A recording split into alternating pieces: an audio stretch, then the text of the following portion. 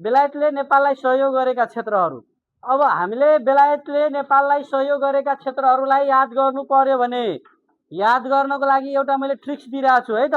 त्यो ट्रिक्स एकदम इम्पोर्टेन्ट छ। हेर्नुहोस् त, सगरमाथाको भूउपग्रह धरान धनकुटा जान महेन्द्र बुढा फर्फिङ हुँदै हेटौडा गए र रेशमलाई औलोको औषधि लिएर स्टाफलाई दिन भने। अब यो ट्रिक मार्फत हामी के गर्न सक्छौँ त, बेलायतले नेपाललाई सहयोग गरेका क्षेत्रलाई याद गर्न सक्छौँ।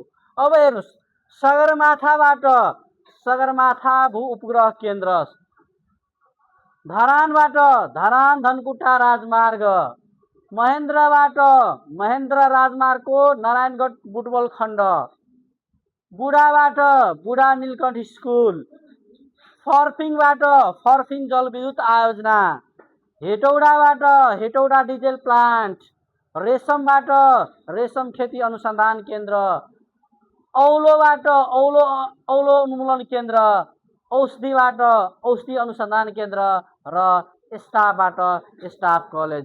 हामीले यदि याद गर्नु छ भने यो ट्रिक्स मार्फत हामी के गर्न सक्छौँ भने बेलायतले नेपाललाई सहयोग गरेका क्षेत्रलाई याद गर्न सक्छौँ।